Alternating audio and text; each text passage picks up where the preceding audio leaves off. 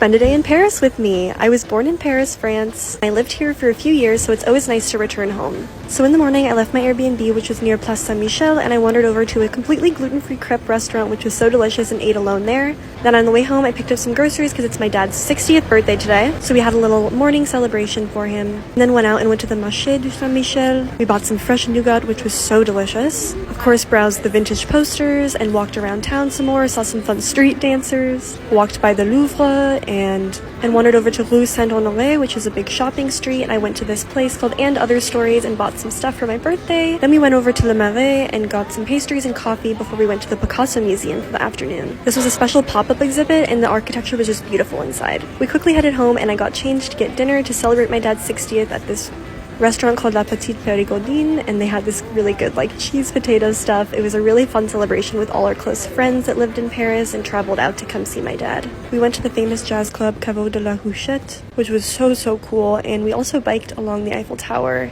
and finally got home. Bonne nuit.